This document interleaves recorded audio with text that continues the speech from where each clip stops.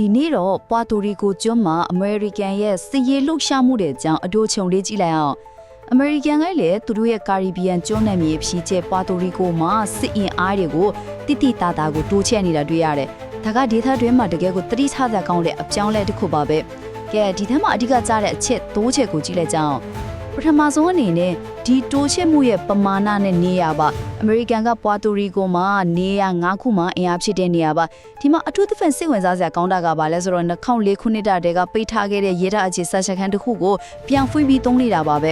ဒုတိယချက်ကတော့ပို့ဆောင်နေတဲ့စစ်လက်နက်ပစ္စည်းတွေပါပြီးခဲ့တဲ့နိုဝင်ဘာလကစပြီးလေယာဉ်တွေတက်ခတ်ရဲရင်တွေနောက်ပြီးကန်တက်ရင်လို့အထူးရင်တွေကိုပါပို့ပြီးပို့တာတွေ့ရတယ်နောက်ဆုံးတစ်ချက်ကတော့ရေးတဲ့အင်အားဖြန့်ကျက်မှုပေါ့ဟိုနာမည်ကြီး USS Gerald R. Ford လီယန်တင်မော်ရေးပါဝဲအမေရိကန်ရေးတပ်တင်မော်အုပ်စုတစုလုံးဒီဒေသမှာတက်ဆွဲထားပါတယ်ဆိုတော့ခြုံပြရရင်အမေရိကန်ဟာကာရီဘီယန်ဒေသမှာသူ့ရဲ့စစ်ရေးဆိုင်ရာခြေကုပ်ကိုအရှိန်အဟုန်နဲ့ပြန်လဲခိုင်းမအောင်လှုပ်ဆောင်နေတယ်ဆိုတာပါပဲ